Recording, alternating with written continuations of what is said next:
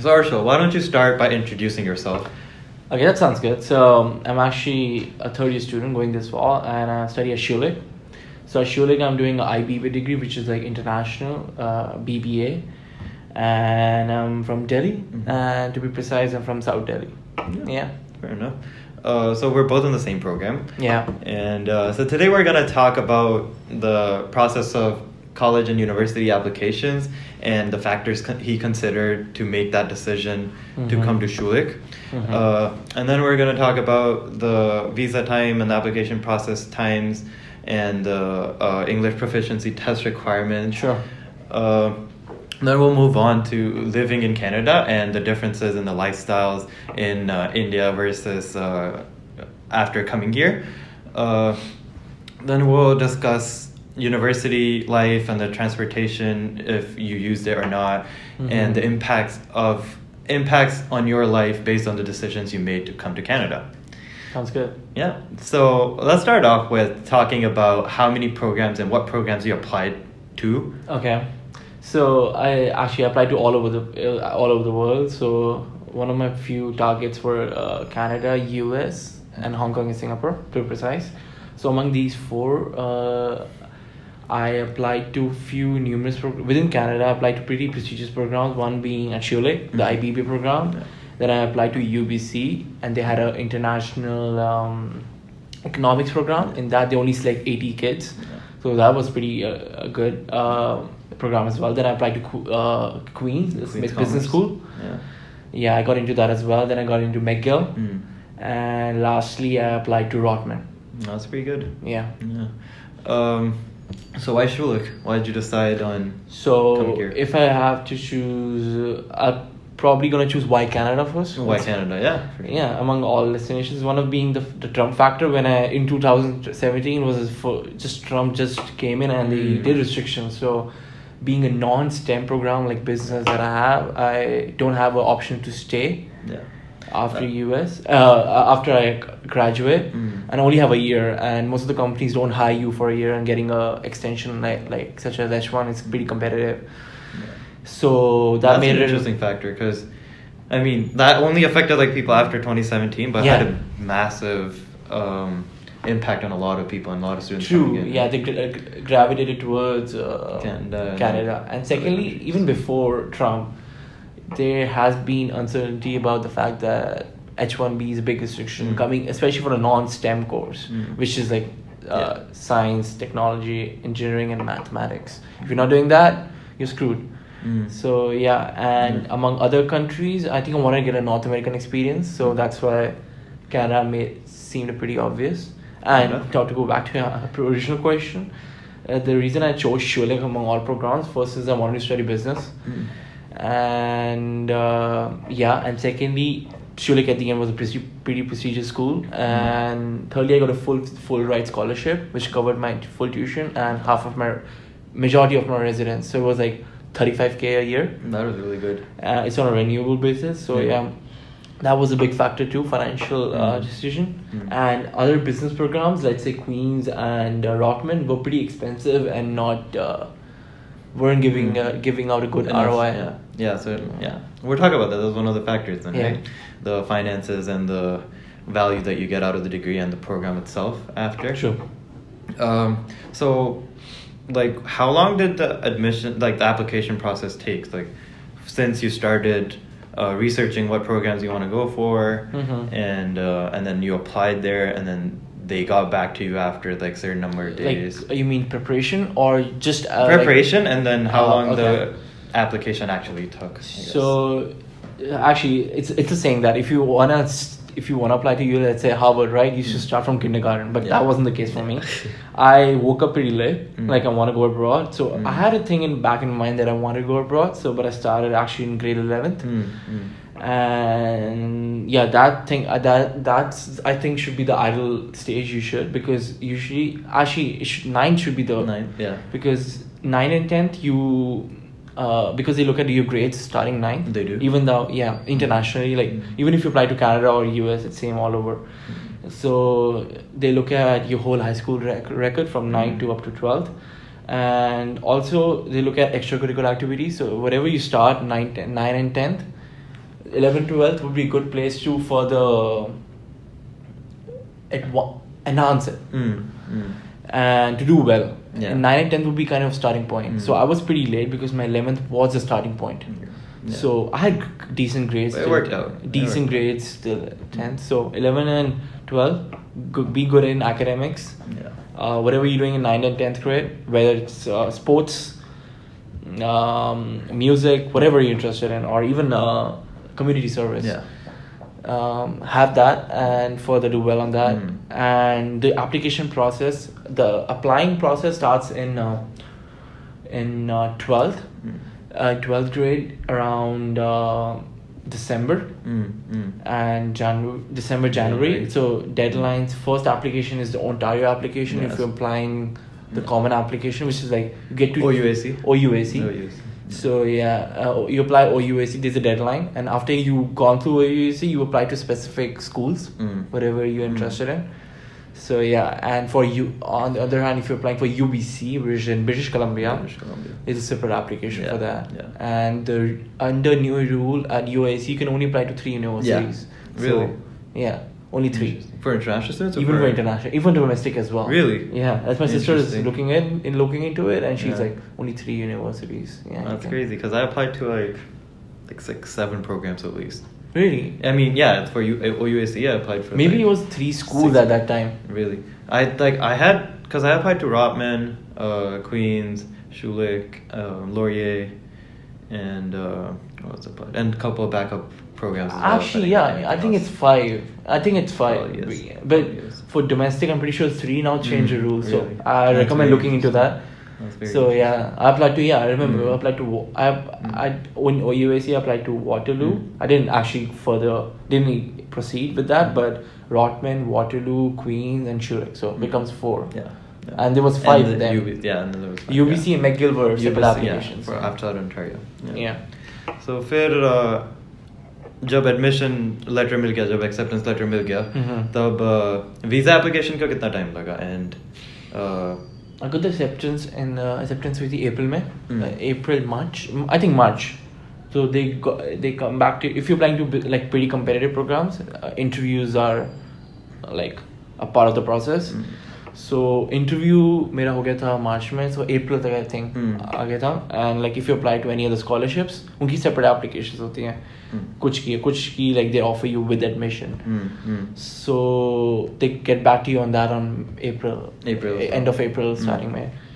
And फिर visa application? Visa before that you need, because you apply for your board exams as well. Exams, yeah. So your offer is based on predicted scores. Yeah. So unless your offer is not like fully, you can't apply to visa before you get the final offer letter. Okay. So you have to wait till your board results come in, and you have to send that, and they approve at the end. So it took me like I got that in May. We got back in May, and so I said I applied in June. Yeah, and they recommend doing it before. So yeah, for sure. it took 2 or 3 months. Did you require English proficiency test like IELTS या ऐसा कुछ किया था पहले? Yeah. Or is that a visa requirement, or is that not like a specific requirement, but you should have it?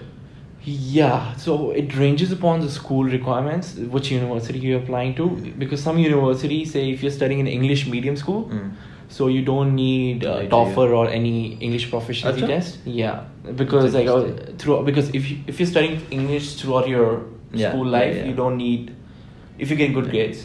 But to make your application competitive, it's recommended to give IELTS or TOEFL. These are two main English proficiency tests. Yeah. And let's say at Schulich, the requirement was actually 7.5 and above. Achha? Or it was overall, and 7 in every different respects. Yeah, that's high. Yeah, compared to 7 in writing. Your requirement, IELTS requirement. Yeah, I got in 8. So yeah, I fulfilled that. Yeah. Fair enough.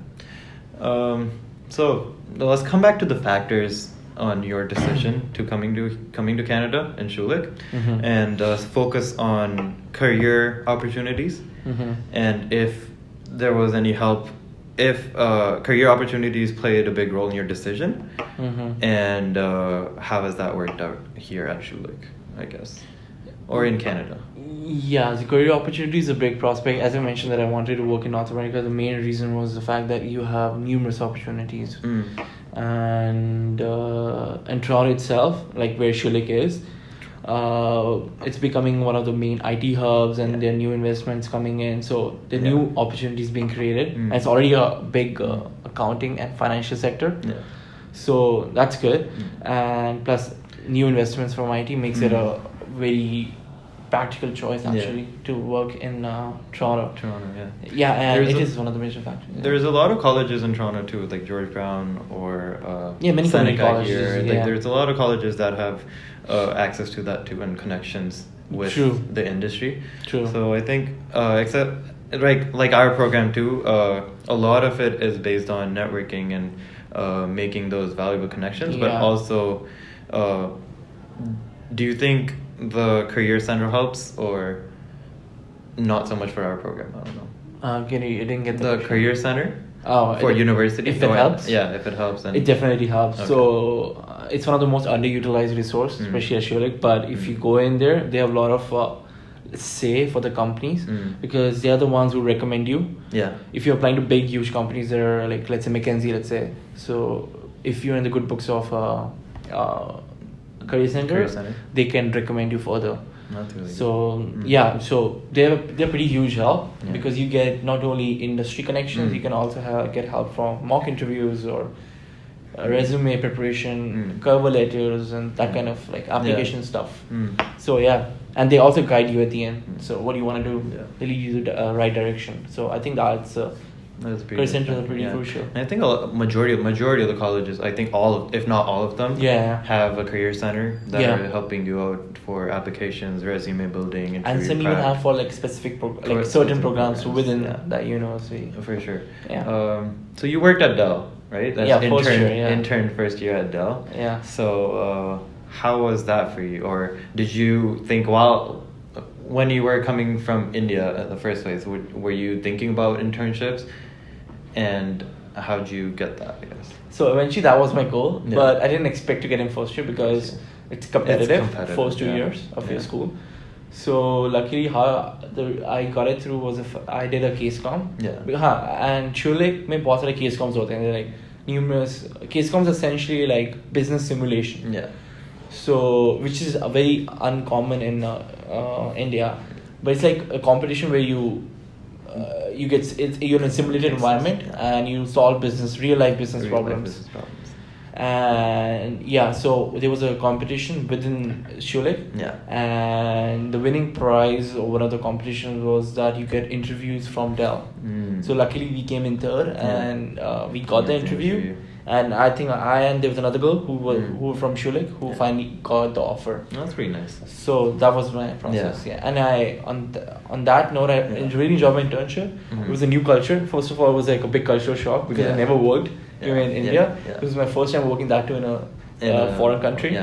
And it was nerve-wracking at first, but it became an interesting experience at the end. That's really good. So I guess especially with your scholarships, you had a lot of tuition.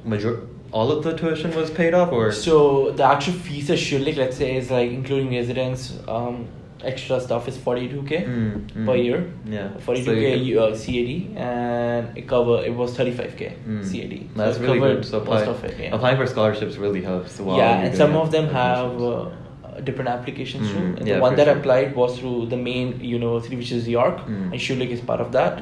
So they had a separate application process for that. And my scholarship was called, I remember, International Award for Distinction. And they only gave it to 3 people in the world. Really? Beyond Canada. Beyond Canada. That's really good. So I guess it's safe to say that your return on investment was pretty good. You saved a bunch of money. You saved so much money while you got the value out of the degree. You're still getting the value out of the degree, I guess. Okay. So let's compare your lifestyle in Canada versus in India. So in terms of social life and making friends and that time management between work and socializing. Sounds good. But like on that note, I think I shouldn't compare my experience to that of now, because that was high school versus college. Yeah, for sure. University. That's true.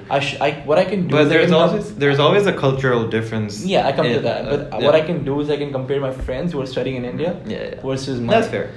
So one of the big differences I think is the fact that it's more, if you're going to business school or any professional degree, it's more. It's strictly professional. You have to do a lot of work just to get a basic job, let's say. Whereas in India, it was all based on nepotism, or dad knows someone. You eventually, especially Delhi. Yeah, I would assume. Delhi. I'm assuming. In anywhere, even in like if you wanna, you need to have someone within the. Here you do by yourself. Yeah. That was a pretty big difference. But I mean, it is there in every country on some level, but even it's heavily relied in India. For sure. Yeah, and it's more professional approach here. So you go on coffee chats, which is a good experience. What coffee chats are like essentially is that you invite an individual, or let's say via email or LinkedIn, and meet them. It's kind of like a date with the recruiter, and you get to know about the experience in the company, and if they like you, they'll recommend you for a certain job. So it's pretty professional over here if you wanna get a good decent job. And in India, if I did this kind of work, I'm pretty sure you would get good stuff, but there's no culture there for that. So even if you're the person you invite in India, would feel awkward coming in for you. Yeah. And the second difference is the fact that here you get a diversity experience, which you don't get in India. You are pretty closed doors, and you don't get to meet different backgrounds, hear their stories, what they've been to, and compare with yourself. So that was pretty different. And it opens up a lot of new point of views, and कैसे सोच अलग लोग कैसा सोचते हैं, क्या करके they got the job, and what qualifications, and there's a lot of merit based here compared to even India. It's like it's merit based, but there's a lot of nepotism, corruption, like a lot of stuff that keeps you out of it. So that's true. And on that, in terms of culture, it's like you have freedom. I mean, not like in the bad context. It's like creativity. You can do whatever you want here. If you, let's say you want to do XYZ, and there will be a degree in XYZ. Yeah, that's and in true. India, you're like, because of peer pressure, cultural pressure, you are accustomed to do certain things. Yeah. So here it opens your mind. You get to explore different opportunities. And third big factor is the fact that in India versus anywhere abroad, the universities are way better. There's more investment in those universities. So they groom you on a holistic perspective. Because I see my friends who are there, and they're doing nothing. They have the same personality that they had 2 years ago. So it's just do study like the day before exam, like what we did actually in India, and they just pass the course. Here it's like I have to do, as I mentioned, coffee chats, communication skills, it improves everything. You take part in like case comms, you're part of clubs, internships, and it's just a lot of, because you have a lot of time outside of school, and school isn't just like, you don't depend on school to do everything for you. You have to go out and do your thing, and it's good in a way that you can do whatever you like and whatever you're passionate about, and you just go do it. Compared to in India, there's a culture of it's I feel like it's a herd mentality per se, because everyone's doing a certain thing, and no one's trying to branch out unless they're like really into it. And plus even if there's like opportunities, there's not a lot of like goals to like go towards that or do something out of that comfort zone. True. It pushes you out of the comfort zone here. That's more often. It does, that's a good point. It does for sure. That's true. Okay, so let's talk about the environment in the university, as in the clubs that you were part of, and what other like extracurriculars they do, the case comms. So how was that experience? So I'm part of like a lot of clubs. That's advice I'll give to everyone, whoever, because it helps you make new friends, and it's a good medium to do that. So I'm involved in consulting club. I'm involved in the undergrad business society that they have. Then I was involved in a financial club, and then I am involved in a York student offering student. It's like as the name suggests, you provide tutoring services and help them other students to do better academically. Yeah. So there are like bunch of clubs. Name a thing, you'll get a club out of it. Yeah, so and then there is like cultural clubs too. I'm part of the the Indian club. I see it. You're part of that? I see it. Yeah, I'm part of that. Second on that. Oh, this year. Yeah. You are? Yeah. I was pretty more in first year, but second year Indian Culture Association. I couldn't get to. They organize big events like Holi and Diwali. Yeah. What else do we have? Yeah, these are the two their prime events, and then and then there are like religious clubs too. Yeah. And career clubs that I'm part of, like finance or consulting or accounting. Yeah. And then there are all of them have like different events, and then sports clubs. Yeah. Whatever you want to do, you can join any club you want. Yeah. And you can be part of the exec team while you're organizing the events and making big contributions to that. And it's just a good experience, right? Yeah, and that's the difference between what we have in like India. Though we have like clubs in India, universities, societies, but they are not as huge as it over here. Yeah. And they are just basically a joke. Some of them might be serious. Like let's say dance society, majority of the colleges are pretty serious in India, but other clubs there are no like sports clubs or career clubs that are good for you.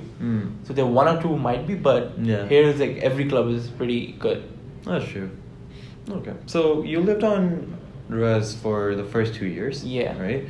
And why did you decide Res? And did you look at other options, or was it because the scholarship offered way more than like the year tuition, so it might also be a factor? Yeah, that was the thing. It was like, if I don't utilize this, then that'll go waste. Yeah. So why not just utilize it? Yeah. So and residence? Yeah. How's residence life? Like, do you recommend it to people coming here first year? Yeah, first year definitely. For sure. Second year is up to you, but first year is like highly recommended. Like unlike in US, Canada, it's not necessary for you to live, because in US universities they require you to live first year, and there's a reason for that. Yeah, it's good. It helps you make good friends and make friends. Your roommates might be your best friend throughout your life. And then they're like, if you're living on campus, you get to wear a lot of opportunities. You don't have to let's say gym or be involved more clubs. It's easier for you. For sure, because I know I lived on Res second year, and then first year I just commuted from home to York. So first year I just came to classes and then left. Like because like commuting takes so much out of you, plus like the traffic and you just drive, or like take the bus. It's just a lot. Yeah. Plus, when there's events that are not on the days of your classes, you're not on school, so you have to specially come there, and it's you're not motivated. You're not that motivated compared to like if you're on campus, or I mean close to campus, but at the same time when you're on campus, you're part of that vibe, you're part of that environment. Yeah, and you don't utilize the opportunity because you feel like I just have to commute all the way, and it takes time. Thursday कोई event हो तो जाके अच्छा चलना है, 5 minute चल के जाना है, मन नहीं करता. You don't feel like it. Yeah. So if you're on res, you're like, 2 minute जाके यहाँ से चल के we'll go, come back, change, that's it. Like it's good socially for sure, but even academically, because you get to stay in library late hours and study. Yeah. Most of the libraries some of them are 24 hours during exam period, or some of them are open till midnight. So if you're commuting, you have to leave early because the bus schedule doesn't operate at night. So यहाँ पे आजू बाजू लोग पढ़ते होते तो हमें भी ऐसा you get motivated. मन हो जाता है, and we can study too. So that's good. Factor and first year highly recommended. Yeah, but if you like financial thing happens, it's fine. It's not like a huge thing you're missing out, but yeah. Okay. So I did this in the last episode too, and I'll do this again to ask the same question. So we talked about expectation versus reality. And so what was that one point of that one expectation before you came to Canada versus you came here and then you realized, like that's completely different, or it's somewhat different than what you thought it would be? Yeah, I thought socially it would be going to be like like more happening, but turned out to be a dull university. I'm not gonna lie, especially York. Yeah, especially York. Yeah. York, but it's case by case because if my friends are US or if you went to Queens or Western, it's gonna be different. Yeah. And here, like, it's not that my university per se is not that social friendly. I mean, in terms of not like co-curricular stuff, like clubs, that's good, like academically and things, sports and everything. But if you want to like party and that kind of stuff, nothing happens. It's not that. Yeah, that's not that. It's dull, I would say. Yeah, for sure. Like I think that was the biggest shocker for me. Yeah, that's true. Yeah. Surprisingly, that was not. I mean, I don't know. Interestingly, I think that was the same thing that we talked about the last time we talked about this expectation versus reality. And the person, Sanskriti, who came here, she also expected going to clubs or that. Yeah. Is that a bad thing or a good thing, or is both. that not like both? I mean, again, then you don't have to be on risk for that. You save money on that. Yeah. Because nothing is happening, and if you manage your time well, you can still be part of the clubs. Plus, I feel like but what I think if you're connected with the right people who go party, and find that balance. With you can people, go in like like there's a lot of people who go, but I guess if you really wanted to go, you could go. That's for sure. That's for sure. But nothing happens within campus. Outside campus, like for Toronto is a huge city. Huge nightclubs. That's pretty good. And the best part so far is now we have a subway. Which is like a metro, and it's a good transportation, and it's only take 40 minutes just to reach. Still, it's good. It's not like a big shocker. It was like a shock. It's just That's fair. That's other than that, I don't think so. It was up to my expectations. Because I did research. You research well then. Like that's, you get to know about it stuff, and there might be shocks while researching. But fair enough. So what was one? And on shock academically too, because things are more. You have to participate, and that was different academic, and it's more because it's evenly spread out. Like everything's worth some percentage of your overall compared to India, where the majority of the weightage is midterms and finals, and the rest of the year you don't have to work that much compared to like you have to be on toes. That's the thing. Whereas in India, if you didn't go class any time, you just study a week before and you're good to go. You're good to go. But I don't know about college life in India, but I would say the college life does get a bit hard, so you have to study regularly. You can't procrastinate, which is a big habit that Indians have. So fair enough. I still have that habit, but that's working. I'm working on it. Be aware. It's more about awareness. Be ready to accept the fact it's going to be a bit difficult, but it's easily doable. If you study regularly. That's fair. Plus, like we're more equipped with heavy studying if we have to do it, and on like based on because like you said, like we study a week before, but when we do, that's like hardcore studying. Majority of the times, like. But the thing with it doesn't work over here. The exams are not designed in that way. They're not like they'll give you right answer. It's some of them are multiple choice, and you have to think. Like the knowledge that you gain is just memorized. They want applied knowledge. Applied knowledge. So which you get because you get to mix up. While over the year you're learning new concepts and you're applying it. You learn certain things at a time. You do assignments to apply what you learned. And that comes back to like how much value the program and the degree provides you. For sure. And it depends on what courses you're taking and what you want to learn. You have a lot of leeway, I guess, right? So what impacts on your life do you think your decision on coming to Canada had? So what do you think is one of the things that changed in you while you were in India compared to while you live here? Like good or bad? Good or bad? It depends. One thing, as I mentioned before, was the holistic development. Like when I visited my friends in India, they were the same people, but I know that I've learned so many new things, and I get to apply, and like through internship or school or co-curricular activities, you get a wholesome personality. You get exposed. You get more exposure to like A lot of different things. A lot of different things, which you never thought of doing that. Yeah, that's true. Yeah, but it also might be because like it was high school in India and then college here. Yeah, but as I mentioned, my friends are pretty much same. They're pretty much same thing. Yeah. It's true. They might be a bit short, but I mean. Plus, they're in the same city, so it kind of just like.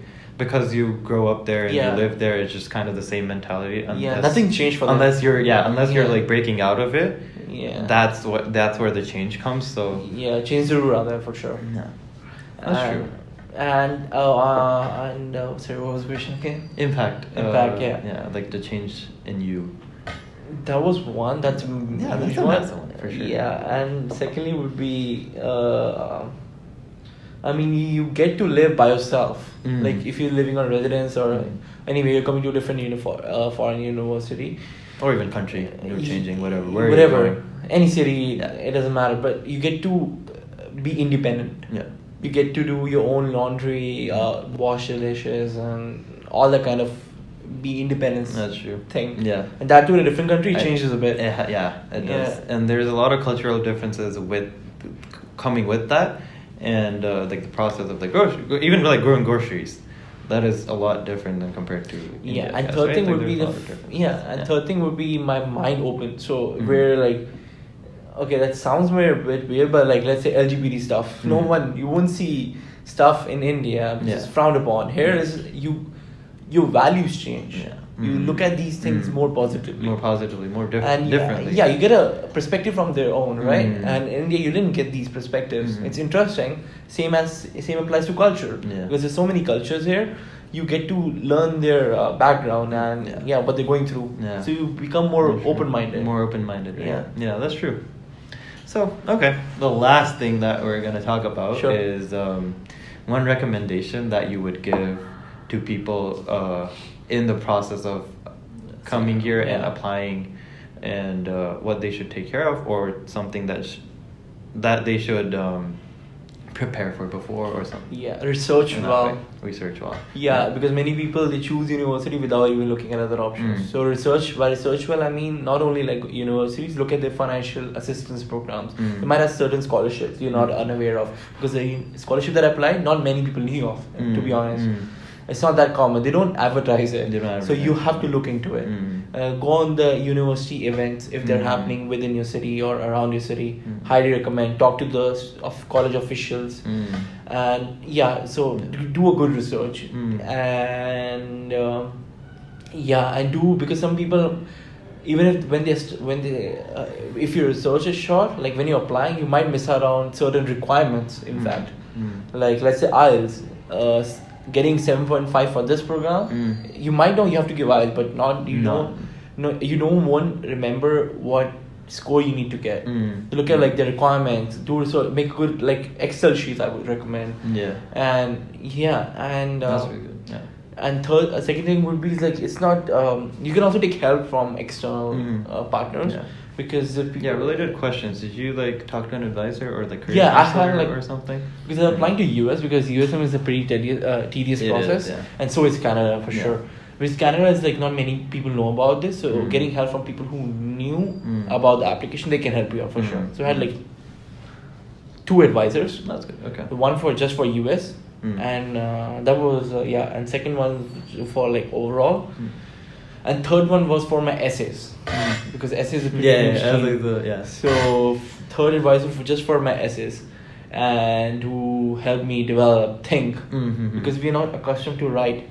They're your main component of your application is writing about yourself and experiences. So I took help for that, and even for selection process, selection research. So these people guided me what I need to fulfill and steps to take. And start from the beginning. Start right at 9, 10. Start planning around them. Start planning early, because research, you can, and start at 9, 10. Because you get to start from there. Do academically well. Like every grade in 11th and 12th grade matters, whether it's like midterms or minor exams that happen during the year. Because everything will get accounted. And you have good rapport with teachers too, because they give you British scores, and especially in 12th grade, so I have a good reputation with them. And the reason if you start from ninth is that and I would recommend start some activities, let's say sports or any new hobby you want to start, because foreign universities appreciate that.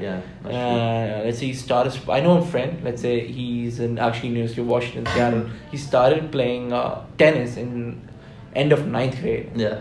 And by the 11th grade, he was so good at it, and he started, like, by the time he was applying it was actually, he was so good at it, he has won certain championships within India. Really? That looks really good on resume. For sure it does. Plus, they also, sometimes a lot of scholarships are athletic based too. Yeah, for sure. You can get the... Yeah, if you're up to that good level. Yeah. For sure. Yeah. And if you, so choose an activity you want to do it well, 9 and 10th, and further nourish it, and get 11th, 12th. Yeah. That's really good. Well, thank you for doing this, Arshal. Thanks. This was really nice, good. It was nice podcast. Yeah. A good reflection on your experience as well, I guess. Yeah. Hopefully. Hope it helped. Yeah, I hope it provided a lot of value for the people who are watching. Yeah. Thank you. That's it. Sounds good. Okay, I just have one piece, bro. Okay. Do you have a spoon by any chance?